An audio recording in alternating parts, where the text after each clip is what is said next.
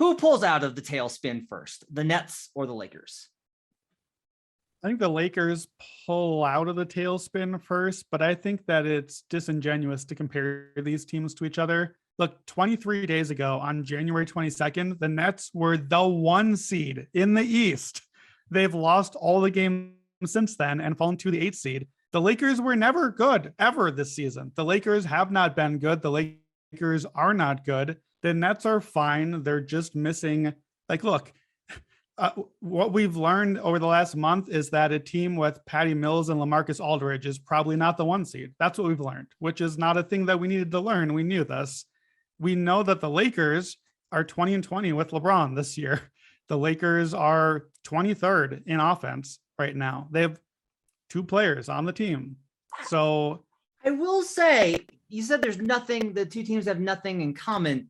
Both of them have players who are only available half the time. So I think really the comparison's a little bit more apt than you say. They're both players have their second best players only around half of the time. So that's fair. And their third best player can't shoot. You're right. The comparison is very good. I do think this is low key an important week for the Nets. On Wednesday and Thursday, they played the Knicks and the Wizards heading into the All-Star break.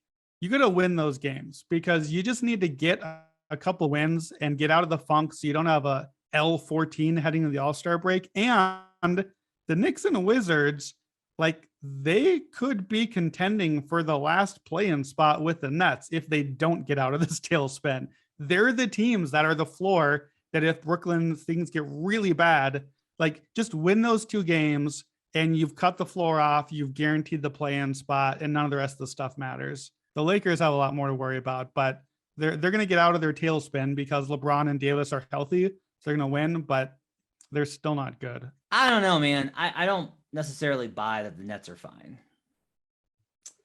I think KD covers up a lot of regular season warts.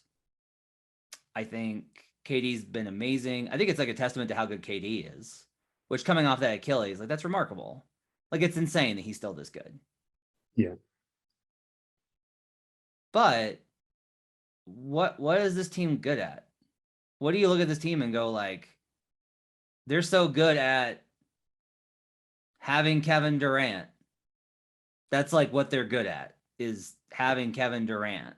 Yeah, but it's a team that we haven't seen what the team is right now. Like, we barely even seen Durant and Kyrie play, and we've seen no Ben Simmons at all, and no Seth Curry yet. So, like, the Lakers were going to get some washed veteran buyouts in at some point, but this is their team. Like, we've seen their team even with LeBron and Davis. Yeah, you're right. We don't really know what the Nets are good at yet. I'm not saying like, oh, the Nets should be the East favorites. They're totally fine. I'm just saying that the floor for the Lakers is still falling, and the Nets are going to make the playoffs just fine. And then we'll see what happens from there. Are they going to make the playoffs? I mean, how do we know that?